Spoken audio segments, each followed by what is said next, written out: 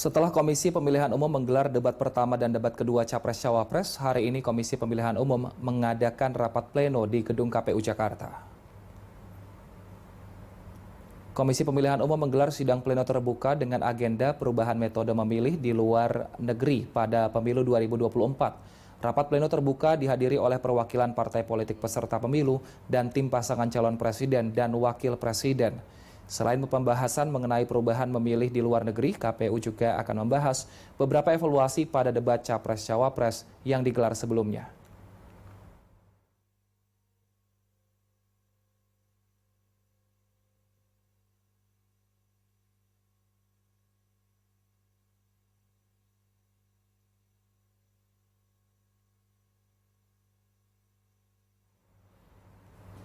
Untuk mengetahui kondisi terkait rapat pleno terbuka, sudah ada jurnalis B-Universe Said Masyur dan juru kamera Tommy Pribadi di Gedung KPU Jakarta. Selamat siang Said, apa aja yang menjadi bahasan rapat pleno pada siang hari ini?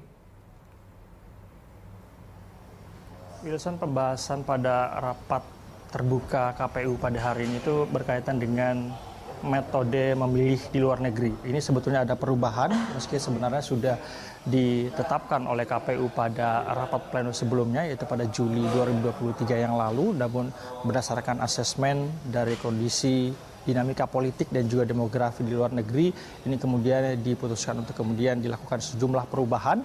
Kalau pada rapat sebelumnya, pada Juli kemarin, Wilson, kami mencatat sebetulnya KPU telah menetapkan pertama berkaitan dengan jumlah daftar pemilih tetap itu 1.750.474 WNI di luar negeri yang tersebar di 128 panitia pemilihan luar negeri.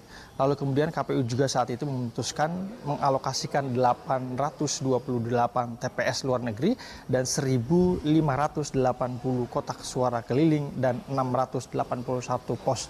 Kalau kita merujuk pada Undang-Undang Pemilu, Wilson, sebetulnya memang ada 3 metode memilih di luar negeri. Yang pertama adalah tadi TPS luar negeri, lalu kemudian yang kedua adalah kotak suara keliling atau KSK, lalu kemudian yang ketiga yaitu berkaitan dengan melalui pos begitu. Namun berdasarkan asesmen yang saya sebutkan tadi, beberapa waktu lalu Ketua KPU Hashim Asyari mengatakan bahwa ada beberapa negara memang yang mengeluarkan sejumlah peraturan-peraturan di negaranya, di mana salah satunya adalah melarang aktivitas politik luar negeri dilakukan di ruang-ruang publik di negaranya. Seperti misalnya di Hong Kong dan juga Makau itu ada pelarangan, sehingga kemudian KPU perlu merevisi beberapa TPS dan juga tempat pemilihan agar kemudian tidak melanggar peraturan di negara-negara tertentu. Ini kemudian akan dibahas, Wilson. Kita masih akan menunggu apa nantinya akan diputuskan, apakah masih akan sama ataupun juga ada perubahan metode pemilih yang sudah ditetapkan pada Juli yang lalu. Selain itu juga tadi, kalau merujuk yang dikatakan oleh Komisioner KPU Agus Melas kemarin, mengatakan juga selain pembahasan mengenai metode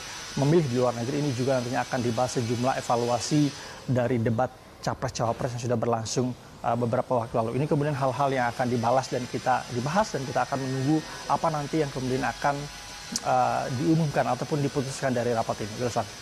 Baik, terima kasih atas laporan Anda, Said Masyur dan juru kamera Tommy Pribadi. Selamat bertugas kembali.